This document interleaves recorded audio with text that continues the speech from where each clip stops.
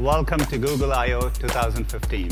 Thank you for joining us today. So Google just held their annual conference, Google I/O, a time where they get to go on stage and show the updates to their latest technology and the future of new coming electronics and software. So what exactly did they show besides a giant game of Pong? Well, quite a bit. Following the strides of Apple, insight on future mobile payments by Google were introduced in the form of Android Pay. Now transactions are made similar thanks to NFC and a proper scanning of your fingerprint.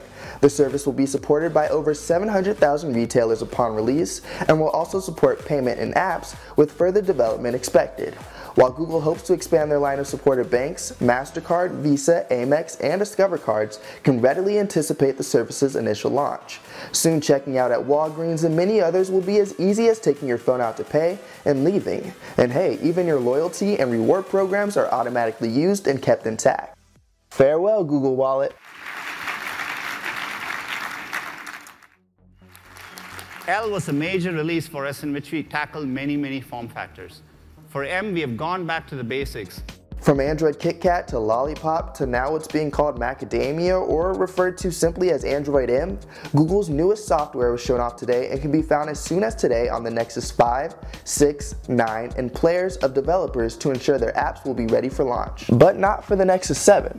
What exactly does Android M entail for ordinary users? Well, the OS is expected to release this fall, bringing updates and enhancements to things like native fingerprint support for Android Pay and even open to third-party developers. Google Now options like Now on Tap will allow users to tap and hold the home button at any time, anywhere on their phone to summon Google's help in the context of whatever you had open before. So, say you have an email open with the name of a movie. Now on Tap will show you Google cards about the movie just like that. It's quick information provided in context to what you're looking at, and looks to be one of Android M's leading features. And 3, help you take action, get stuff done. Last year at Google I/O, we talked about Android evolving to many form factors. So let's see how we are doing. Android Wear's product manager Jeff Chang took things over to your smartwatch. Android Wear users can expect many new enhancements thanks to over 1,500 supported faces and already over 4,000 apps available for your wrist and growing. Some of the software's latest includes ambient mode, where applications are always on at reduced power for quicker glance updates. And my personal favorite, an emoji recognizer that recognizes what you've drawn to send emojis to your friends. With new gestures and more, your Android Wear just got a lot smarter. More devices. If you could connect more devices, the devices that you run into in your day-to-day life. And if you thought all of the things before were smart, let me introduce you to Google's latest venture called Project Brillo. The operating system for the Internet of Things, Brillo supports Wi-Fi, Bluetooth energy, and other Android features. For now, Brillo can be known as a project for developers to begin working with what's known as Weave, as they begin to work with the common language used in Brillo amongst devices and the internet.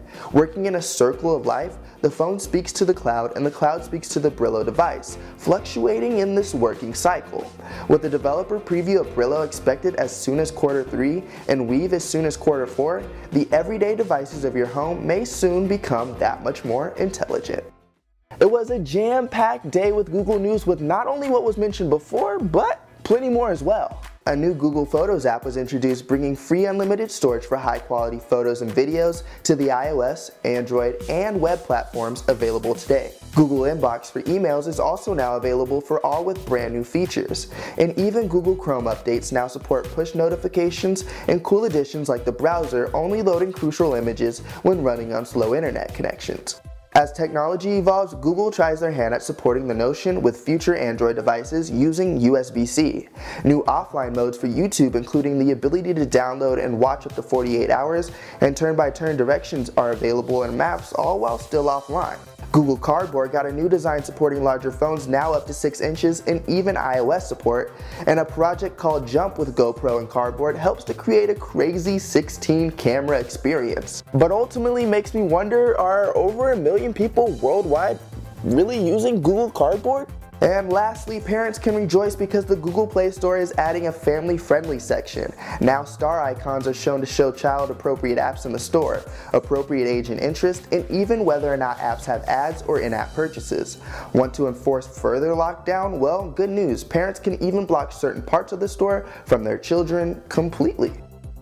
As a father of two, I've had my share of Dora, and I hope all of you get to enjoy that experience as well. Yeah, it was a lot to take in almost a 3-hour-long live stream, but don't worry, we've always got you covered. Until next time, for more Google I/O news, updates, and even more, you already know what to do. Keep it locked to digitaltrends.com.